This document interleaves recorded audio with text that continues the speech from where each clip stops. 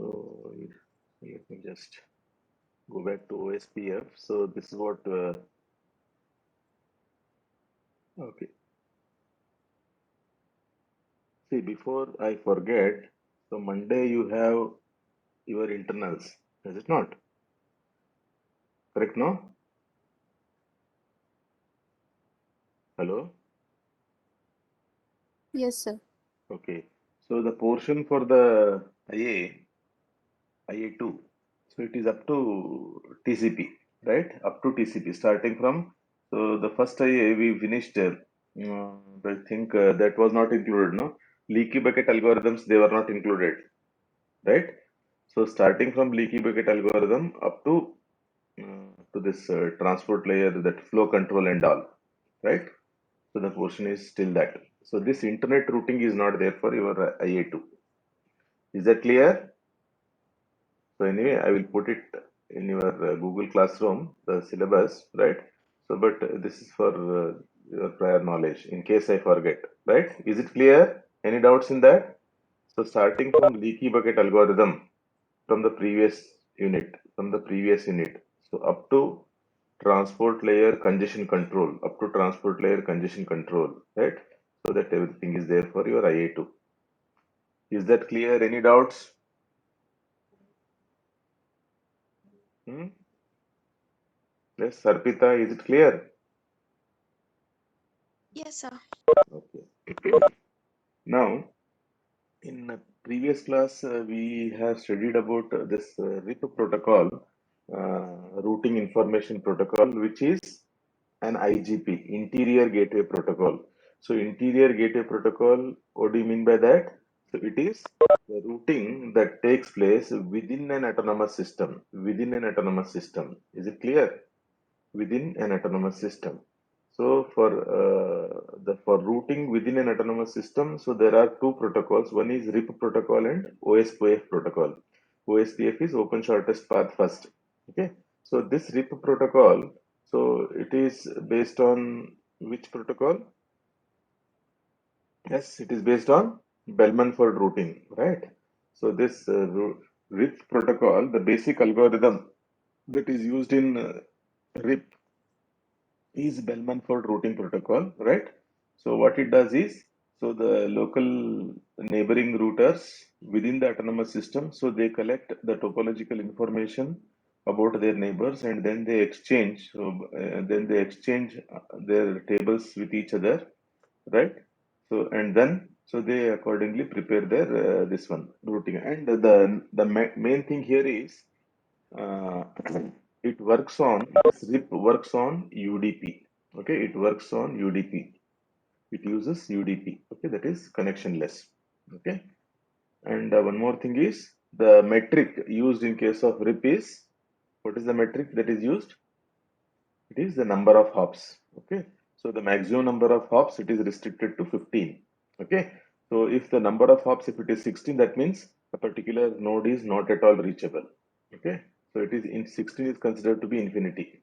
Okay, okay, so these things we have seen yesterday in the previous class, and even small bit of OSPF also we have seen. OSPF is another what you can say interior gateway protocol, right? So this OSPF, it is based on your Dijkstra's routing algorithm. Okay, this OSPF, it is based on Dijkstra's routing algorithm, and this one, it uses IP protocol. It uses IP protocol. Okay, it uses IP protocol, right? So whatever the deficiencies so that were existing in RIP, so they were overcome in case of OSPF. Okay, so what it does, as you see here, so it allows routers to build shortest path tree, right? So here, what happens in a nutshell, he is telling. So this link state information. Okay, so because this one link state routing algorithm, if you remember, okay, link state routing algorithm. So that is the basic algorithm, because again that link state routing algorithm, it uses Dijkstra's routing algorithm. Okay, so if you remember the link state routing algorithm that we have seen, so two algorithms we had seen. One was distance vector routing algorithm and link state routing algorithm. So distance vector routing algorithm, so it used Bellman-Fold routing algorithm. Okay, that was the basis for that. And this link state routing algorithm, what is the basis for that? It is link state. The basic algorithm in case of link state routing algorithm is Dijkstra's routing algorithm. Okay, so the same link state routing algorithm is used in open shortest path first. Okay, open shortest path first. So each router monitors the link state. Okay, so link state to each neighbor and floods the link state information to other routers, right? So the link state information, so it is collected from the neighbors and it floods to other neighbors. It floods to other neighbors. So it uses flooding. Okay. So then, so once the every, so this is done by every router. This is done by every router. Okay. Every router is going to collect so the link state information about its neighbors. Okay. So thereby, thereby they are going to build what is called as a link state database. Okay, each router builds an identical link state database. So why it is identical link state database? Because so this link state database, what it contains is it contains the entire topological information of the entire topology in the autonomous system. Because so the number of routers in the autonomous system, so they what they do is every neighboring routers they exchange this information. So link state information. So thereby every router will build the link state database. So that link state database is nothing but it contains the entire information about all the routers in the autonomous system. So that is why it is called as identical database. Okay, it allows routers to. So once that is ready. So suppose, so consider I am the router. I have received all the information because so the routers they have complete information about their neighbors, every router. So they mutually exchange. Okay, once I get it, what I will do, so I have the complete topology information. Okay, so once that topology and say topology, the entire network is with me. So what I will do is with myself, my router as the root, I build a tree. I build a tree. So thereby, so that means so the tree is built such a way that so I should be able to get the shortest path to every node in the topology. Every node in the topology. Okay, so that is how. So that uses Dijkstra's routing algorithm to determine the shortest path. Okay, so this we have already done it. Okay, how to build a shortest path tree, that we know it, right? So in our previous examples, in the previous chapter, we have seen that, right? So once the topology is ready, right? So this building a shortest path tree, so that is very easy with the source node, with the source node as the root, right? And this one more advantage of OSPF is that it converges very fast. It converges very fast as compared to RIP, right? And these are the features. Okay, so it supports variable length subnetting. That means it supports CIDR, right? It supports CIDR, whereas RIP doesn't support CIDR, right? And multiple routes to a given destination. So one per type of service. So multiple routes it supports. And more flexible link cost. Okay, so link cost. Okay, the link cost is in the range from 1 to 65,000. So it is 2 raised to, I think it is 2 raised to 16, 2 raised to 30, 2 raised to 16. Okay, or 2 raised to 32. 65,535. It is what? So I think it is 2 raised to 16. Correct, no?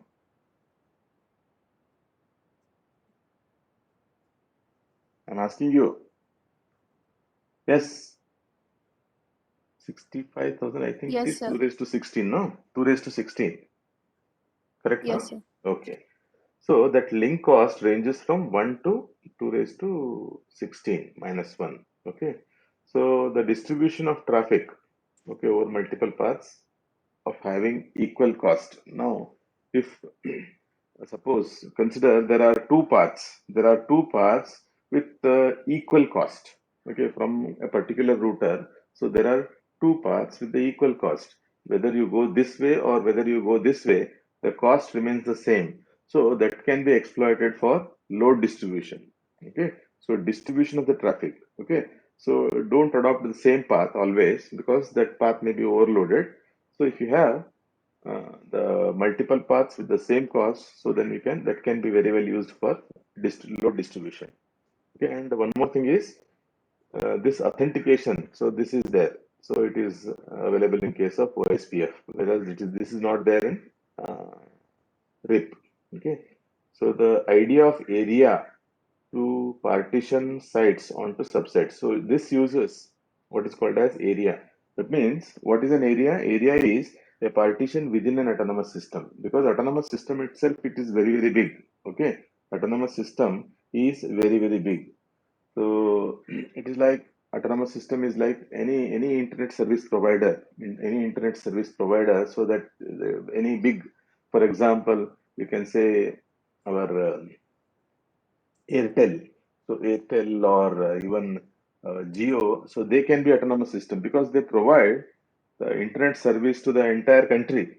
Okay, so their network, so they will be having several routers. Okay, so the entire network in the whole country, it is managed by a single organization. Okay, so so you can say that is one autonomous system. So you can say Geo is one autonomous system, Airtel is another autonomous system.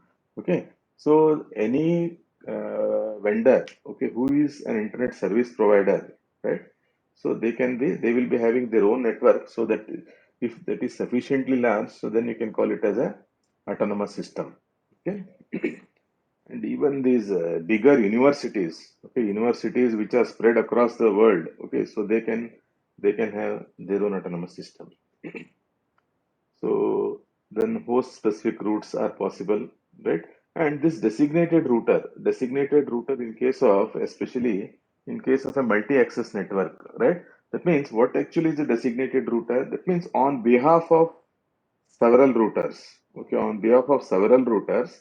So several routers receiving, instead of several routers receiving the same information, what they do is they designate a particular router to receive the information, right? So once that router receives the information, then that is spread to all other routers by using a multi-access network, right? So that's what is a designated router. Okay, so designated router comes into picture in case of multi-access network. Okay, that means on behalf of the multiple routers, so one router is identified as a designated router. Okay, so it is by voting or by their number and all, based on its significance. So a particular router is identified as a designated router, and that is going to receive all the routing information on behalf of all other routers. So this is what it uses: flooding, right? So flooding, as you know, the disadvantage of flooding is it generates exponential number of packets. It generates exponential number of packets. So to overcome the number of packets uh, just looping around in the network, so it uses TTL. It uses what is called as TTL, right? Time to leave. So once the time is over, so the routing packets are declared as dead. Okay. So this is how the routers are identified. Okay. So here these are the IP addresses. Okay. So it uses prefix notation. Okay, variable prefix notation that you have seen in case of CIDR, right? So it is not an INT, is so it looks like a host, but it is not a host, but uh, it is a router. It is a router. That means since it is connected to two networks, so it is a router. So it uses a prefix notation. It uses variable prefix notation. Okay. So now in steady state, so all routers have the same link state database because the same information they have exchanged with each other. Okay. So this being the neighbor, they have exchanged. So since they belong to the same topology, so that entire topological information is available with everybody. So that is why the same link state database is available with every router. Okay, in steady state. In steady state, he means, so now in steady state means when the network is has been functioning correctly. Okay, so every router will have the same link state database. Every router will have same link state database. In the other case, if a particular router goes down or if a link goes down, so in that case, so we can't call it as a steady state, because so the router which is near to the place where that mishap has occurred. Suppose this link is broken. Okay, so the fact that this link is broken, so this is made known to these nearby routers. So they will be having different information as compared to other routers. Okay, that means that is not consistent. Okay, the database, so the database here, and the other routers, so it will be different in case of the failures, right? Okay, so the cost of each thing. So now occasional hello messages they send to know about the neighbors, right? So and updates are sent at regular intervals at every 30 minutes updates are sent. Yeah, so this we will see. This is important. Now, this is this entire thing is one autonomous system. You please remember, right? So this entire thing, okay. So this is one area within the autonomous system. This is the second area within the autonomous system. This is third area, fourth area, right? So these are the different areas identified within a single autonomous system. So this it is area. This is a backbone area. This area, the central one, okay. Area it is identified as 0.0.0.0. Okay, this is a backbone area. So why it is called as backbone area? Because it connects to other areas. It establishes connection with the other areas, right? So these two areas are not directly connected. You just see here. So this area and this area, they are not directly connected, but instead they are connected through this central area. Okay. So this is the backbone area. Okay. So now, as you see here, so these are the nodes within the area. So this router, it is internal router. R1, it is an internal router. So R2 is also internal router because they are not connected to, so they are the routers restricted within the area, right? Restricted within the area. Whereas if you just see R3, so it is area border router. R3 is an area border router. Why? Because it connects two areas. So area 0 and area 1. So they are connected by this R3. Okay, so that is why this R3 is called as area border router. Okay, and even similarly, so this 8, so 6, R6, so they are called as, so they are area border routers, right? And then, so this R4, okay, so this is, so autonomous, so this is border. Now, why this is called as autonomous system border router, R4? R4 is autonomous system border router because as you see here, so there is a link that goes to another autonomous system. Okay, so this is one autonomous system. This is one autonomous system. So this autonomous system is connected to another autonomous system. So through this R4, okay, there is a link that goes. So here the another autonomous system, it is not shown here, but this link connects to another autonomous system. That is why this R4, so R4, as you see here, it is a router because it connects the border routers. Okay, it connects these border routers. Apart from that, it is also called as it connects to another autonomous system also. As you see here, its number comes in autonomous system border router and border to border router. So R4. So this is okay. Is it clear? Okay. Now, what is the purpose of dividing? What is the purpose of dividing an autonomous system into areas? So can you tell me? What is the purpose of dividing an autonomous system into areas? Yes. Anybody?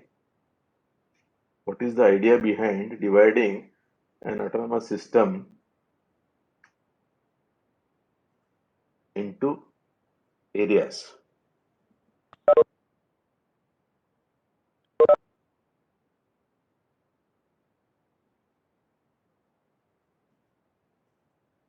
Yes, I'm waiting for your response.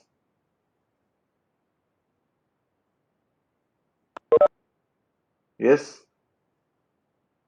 please speak out. What is the purpose? What is the purpose behind dividing? See, the purpose is same as that you have seen yesterday. I told you this, right? So, if you have a bigger network, managing a bigger network is very, very difficult, right? So, that is what you do. You divide a bigger network into smaller sub networks. So that subnet we have seen. Okay, so the same, whatever the advantage that is there, so it is area. So since area is a smaller area, okay, as compared to the area of autonomous system, so the proper management of a limited area, it is very easy. Okay, so that is why autonomous system is divided into areas. And one more advantage is, see, uh, in case if it is a very big autonomous system, then what happens? Every router, it has to maintain information about the entire topology. So the database that is maintained, okay, the database that is maintained. So it has to contain that routing table has to contain the information about all the routers in the autonomous system, right? All the routers in the autonomous system. If there are, let us say, around 10,000 routers, around 10,000 routers in the autonomous system, so then every router has to maintain so 10,000 entries, 10,000 entries. Okay. So instead, if you divide it into areas, if you divide them into areas, so then every router has to maintain the routing information about those routers which are within the area. That's all. Okay, which are within the area. So they need not maintain the information about the routers that are in other areas. Other areas. Is it clear? Yes, is it clear? Please respond. If you just keep quiet, Yes, sir. okay. It is not that always Arpita has to respond, others also can respond. Okay, in case you are there. Right. See, and the one more major advantage is, so whenever there is an update, okay, suppose assume that, so there is small update in the topology, okay, some link, so which was 100 Mbps, okay, you have increased it to 200 Mbps, so that is an update. So that update has to reach everybody. That update has to reach everybody. If it is an autonomous system having, let us say, around 10,000 routers, so then this update has to reach all the 10,000 nodes, all the 10,000 nodes. Okay, so that is very, very clumsy. So instead, so if at all any update is there, so that update information is restricted to a particular area. Okay, wherever the update has taken place. Okay, so that update information is restricted to the area where the update has occurred. Is it clear? So that update information need not be sent to the routers which are in different areas. Is that clear? So that is the advantage of, uh, you can say, the dividing a bigger autonomous system into smaller areas. So then neighboring nodes. So initially they are neighboring nodes. So what happens? So how a node comes to know about its neighbor by sending a hello message. It gets a response. So they know each other. Now what? Once they exchange the routing information, once they exchange their what you can say database, okay, link state database, so they become adjacent routers. Okay, so neighbor routers become adjacent when they synchronize topology database by exchange of link state information, right? So once the neighboring routers exchange their link state database, that means, that means that is what is called as topology synchronization. Okay, once they exchange, that means the topology information in this router as well as in the neighboring router, it should be same. So only then we can call it as, so they are synchronized topologically. Okay, so because it is not that if A and B are two neighbors, so A may have a different topological information, B may have different topological information. So then you can say that, so they are not synchronized topologically. But once they exchange their link state database, okay, link state database is nothing but it is a topological information. If the neighbors, if they exchange the topological information, so they become topologically synchronized. So then you can call them as neighboring routers, sorry, adjacent routers. Okay. So then designated routers, I have already told you this. So this is link state advertisement. Okay. So whenever, so this is what LSAs we call. Okay, so this is what is exchanged. This is what is exchanged regarding, okay, the neighboring routers. Okay, link state information exchanged by the adjacent routers to allow so area topology database to be maintained. Okay, this has to be synchronized. The same topological information must be there across the whole autonomous system. Okay, so inter area and inter area. So this is what is inter area and intra area. So that inter autonomous system. So this will not concentrate on this much, right? So what information it has? So links. So then router link. So network link advertisement. So in summary of the link advertisement. See, summary of the link advertisements. This is what is summary of the link advertisement. So that is maintained by this R3, because since R3 is connected to both areas, it contains both areas. That means it is having the summary of this topology as well as it is having summary of this topology. Okay, so that is what is called as so summary link advertisement. That's what is called as summary link advertisement. So generated by the area border routers. So, okay, so that is generated by the area border routers. Okay, so then this is autonomous link external. So that connects to the another autonomous system. Okay, so this OSPF protocol, so it has got 5 OSPF packets. Okay, and one more thing. See, OSPF, it runs on IP datagrams. So with the protocol ID 89. Okay, so these things are very important from the point of view of interviews. Okay, so OSPF runs on IP datagrams. Okay, it runs on IP. Then, so its protocol ID is 89.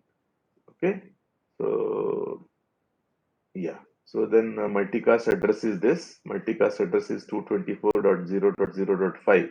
Okay, and right. So there are 5 types of OSPF packets. There are 5 types of OSPF packets. One is hello packet.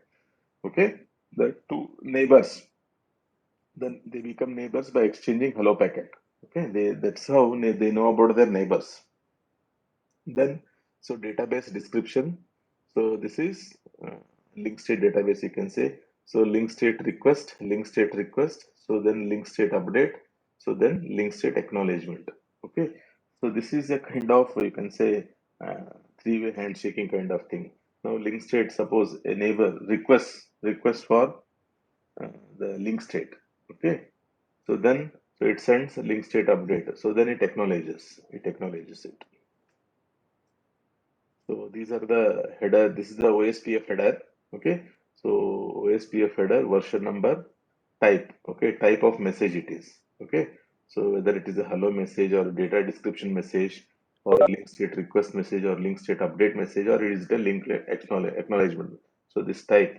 Okay. So then packet length, router ID, area ID, checksum for error checking, authentication, then data. Okay. So this is what is. So these are the stages in case of OSPF. Discover about the neighbors by sending hello packet. Okay, every 10 seconds because there are a lot of updations. Okay, because it is a bigger network. Okay, so it is a very big. It is very big. So the new routers can be added. Okay, so at every 10 seconds, it keeps on sending the hello. So if the neighbor is there, so it will respond. Okay, then it gets added to the database. So designated router. Okay, so adjacencies are established. Okay, so and it is propagated. Link state information is propagated by using flooding. Okay, so if you have any doubts, you can ask. Yes. So this is hello packet. So because there are 5 types of packets as we have seen previously. So there are 5 types of, these are the 5 different types. This is the format of hello packet. This is the format of hello packet. So what is important is, so sending the IP address and saying that I am your neighbor. Okay, that is the purpose. Okay. So then this is hello interval, the number of seconds between hello packets. So it is 10 seconds. Every 10 seconds it sends. Okay. So this is a network mask. Network mask means it is a variable mask because it uses CIDR. Okay. So out of 32 bits, so how many bits are used for network ID? That's what is a network mask. So then priority used to elect a designated routers. This is actually in case of multi-access network. So then this dead interval, okay, the dead interval because so number of seconds before declaring a non-responding neighbor down. Now suppose consider route A and B are the neighbors. Okay, A and B are the neighboring routers. So A has not received any information about B. Okay, so for let us say 30 seconds, 40 seconds, 50 seconds. So how long A can wait before declaring node B as dead node? Okay, so that is what is a dead interval. Okay, because at every 30 seconds, so they should keep on receiving the information. Okay, at every 10 seconds they keep on sending the hello information. Okay, now A has not been receiving any information from B. Okay, so how long A has to wait so before declaring that the neighbor B is down. Okay, so that is what is dead interval. Okay, so please respond. So this is database description. Okay, database description. So about the topology of the entire network. Okay, so interface options. This is 0. This 1. So this 1 bit, it is a init bit. Okay, so this init bit 1 indicates that. So this is the first database description packet. Okay, first database description packet. So if there are more bits, so that is indicated this m bit. Okay, more bit it is indicated it is 1. Please remember, so the first bit it is init bit. So init bit 1 indicates that this is the first database description packet. So if m is 1, that means so there are more number of database description packets. Okay. If m bit is 0, that means that is the last database description packet. Okay. So then as I said, it is a master slave relation. Okay. So if master slave ms, okay, if it is 1, so that means that particular router, it is a master. Okay, it is a master. Okay. So this is link state advertisement header. It is link state advertisement header. So this is the sequence number. So LSA header. Okay, whatever. So this header, LSA header. So its description it is given here. Okay, its description is given here. So this is synchronization because they should have, because every router should have the same topological information because it is a common topology. It is a common topology. Okay, so that is what is the database. So database, please remember, database is the complete topology information about if it is area, about the area. If it is about the entire autonomous system, it is about the entire autonomous system. So this is link state request. Okay, asking the neighbor for sending the link state advertisement. So link state type. So this is a request.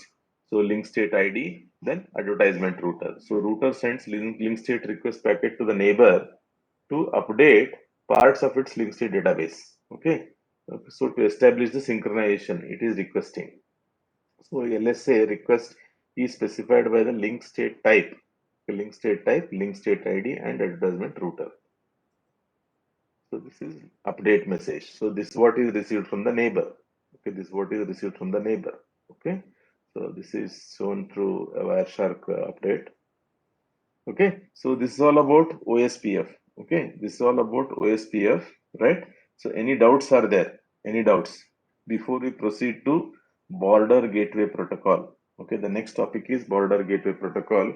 So any doubts in OSPF? What are the main features of OSPF you should remember, right?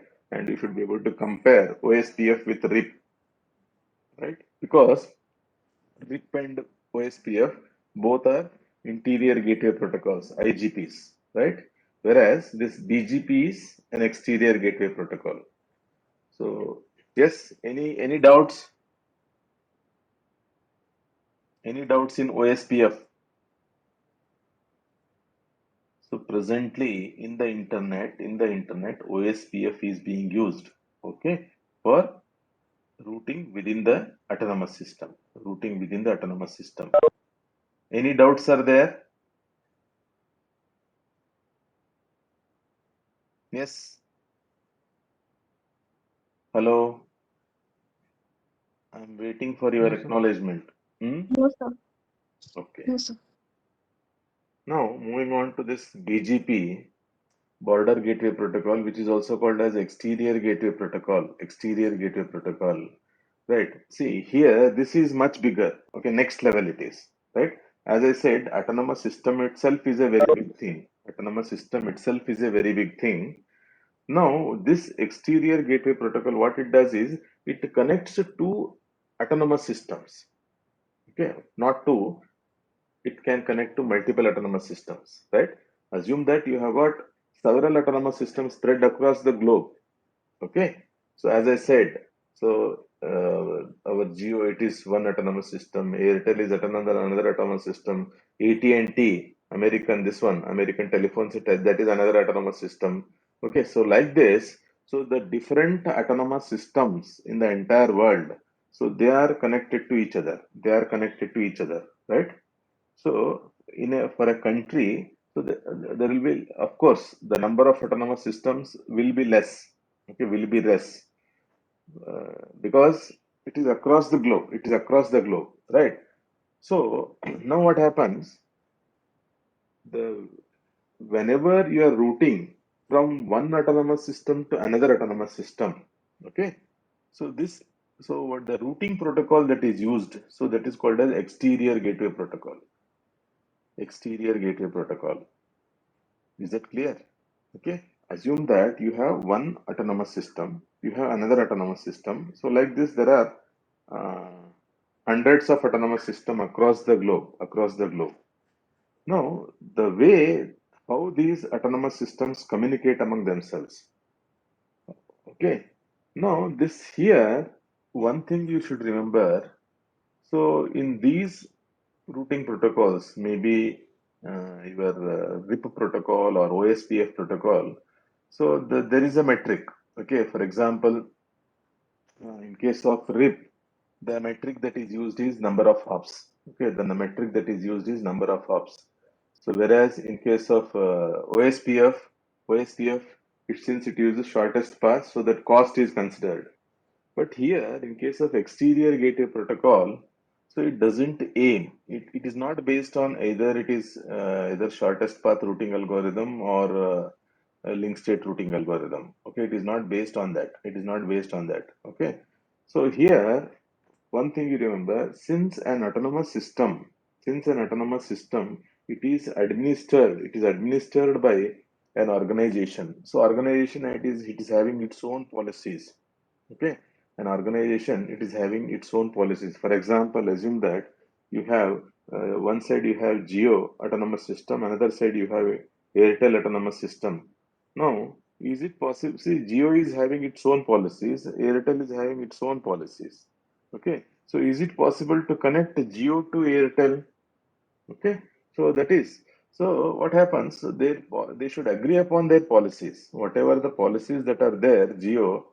So there should be mutual agreement regarding the policies. Only then, so the two autonomous systems can be, they can be neighbors of each other. Okay, so this is a question of policy matter, not a question of efficiency matter. Okay, whether it is a shortest path or whether it is a this one, it doesn't matter here. What is the cost involved? So the cost doesn't come into picture here. What comes into picture here? It is the policies. Okay, what comes into picture? It is the policies, right? So exterior gateway protocol enables two autonomous systems to exchange routing information about the networks that are contained within each autonomous system. So, the different networks that are there within an autonomous system and the autonomous systems that can be reached through each autonomous system, right? So, the neighboring autonomous systems, so if at all they exchange the information, what sort of information they exchange? So assume that there is one autonomous system A, autonomous system B. If they exchange the information, so what is the sort of information they exchange? So which are the different networks that are there in A? So which are the different networks that are there in B? So that information. And so B will indicate to A that, so which are the other autonomous systems, so which can be reached through B. Okay. So that information is exchanged. Similarly, A also says, so which are the other autonomous systems that can be reached through A, right?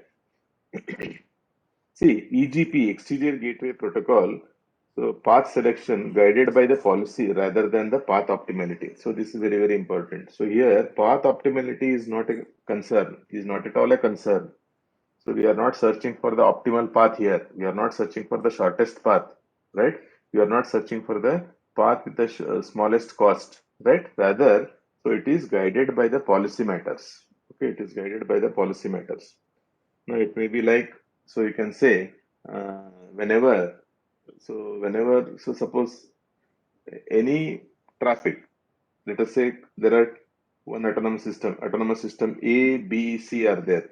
Okay, so the policy may be such that, so if at all we are forwarding data from A to C, so the policy may indicate that it should not go through B. Okay, because so B is not ready to carry transit traffic. B is not ready to consider transit traffic, right? And it also depends on the faith also, trust. So EGP example, you just see here, exterior gateway protocol example. So this is one autonomous system, this is second autonomous system, this is third autonomous system, right? So just for keeping it simple, he has shown only two routers, right? So this autonomous system, now this is the one network. It is shown for just example. Okay, now to indicate that this network N1 can be reached through AS3.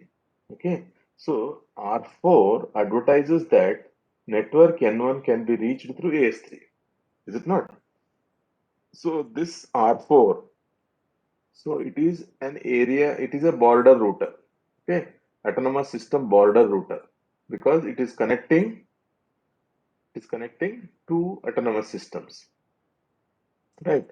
So R4 it advertises it advertises because so these two autonomous systems are exchanging the information through this R4 and R3. Okay, R4 announces that so network N1 can be reached through autonomous system 3. Okay, so now R3 what it does after receiving this information, so R3 examines the announcement. What is the announcement? R4 has announced that N1 can be reached through AS3. So it examines this announcement and it checks into its policies, it applies its policies because so whenever this advertisement is received, it cannot directly enter that into its routing table, no, right? But if it falls within its policy, then only it can add it into its routing table.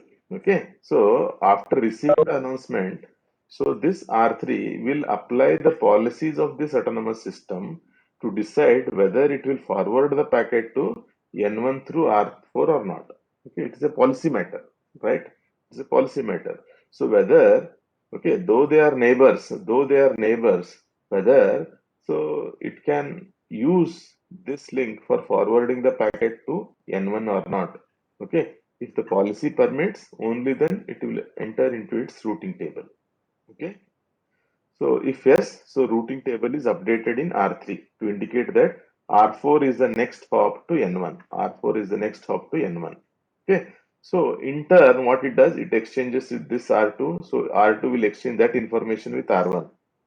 Okay, so now R2 will indicate that so N1 can be reached through autonomous system 2. Okay, so that's how. So now what happens? So what is the path to reach N1 from this one autonomous system 1? So it is AS3, AS2, AS1. Okay, so that is, so we call it as prepending. So this autonomous system it is prepended to this autonomous system it is prepended to this. So IGP propagates N1 reachability information through AS2. Okay, so this interior gateway routing. Okay, so the communication between R2 and R1 will indicate that so this N1 can be reached through AS2. So then it is a concatenation. So from AS1 you are going to AS2, from AS2 you are going to AS3. So AS1, AS2, AS3. So that is a vector. That becomes a vector. That becomes a vector. Okay. Okay, so the session is getting closed, right? So N1 is reachable through AS2, so that information. See, peering interautonomous. See, these are the so tier one. So tier one autonomous system, it interconnects tier two. So tier two is a smaller autonomous system. Okay. So this autonomous system, so these two are connected through tier two autonomous systems. Okay.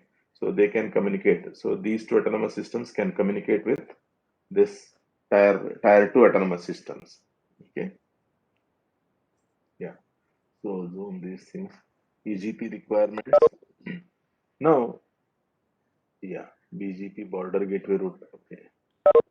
Okay, so this is what I was telling you. So that's what is path vector protocol. BGP is a path vector protocol. What is a path vector protocol? Just as I said, AS1, AS2, AS3. So that is a vector, path vector. Okay. So which is the path from AS1? If you just remember the previous topology.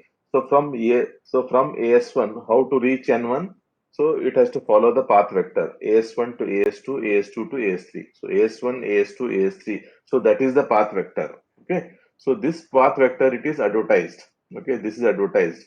So from AS1, if at all you have to reach N1, so this is the path vector that is to be followed, right? So this path vector information is used to prevent routing loops, right? Now, whenever a path vector is advertised, let us say AS1, AS2, AS3, this is one path vector, right? So if this path vector, it is advertised, suppose AS2 itself receives it. Okay, AS2 itself receives it. So the path vector says that AS1, AS2, AS3. Okay, if AS2 receives it and checks AS2 is itself there in the path vector. So that means what? Somewhere there is a looping. Are you getting it? See, these path vectors are generally advertised. So they are flooded. They are flooded. Okay. Now what happens? So if a particular router receives that path vector, and if it is there in that path vector, that means it considers, it rejects it, because since that itself is there in the path vector, so if it adopts it, so then there is chance of looping. There is chance of looping because whatever the data that is there, it has to go through that only. Okay, this you might have seen in case of problem in count to infinity problem. Okay, so try to relate that. Okay. So suppose consider R1, R2, R3. So this is one path vector. Path vector. If R2 receives it, since R2 is there in that path vector. So that means if it adopts that, so then there is chance of looping because R2 itself is there in it. Okay. So this path vector is used to prevent looping loops, so routing loops, right? So if a router, if it is part of the that path vector, so then it rejects it. So to avoid routing loops. Okay. So it uses CIDR, okay, to support path aggregation. So path aggregation in the sense multiple this one can be combined together. So the BGP speaker is, this is what is autonomous system border router. Okay, so that itself is the BGP speaker. So that speaks on an entire autonomous system. Okay, so these are the few things. So this is the interior interconnection about an autonomous system. Okay, so this is how they are connected. Okay, so here it is. There is no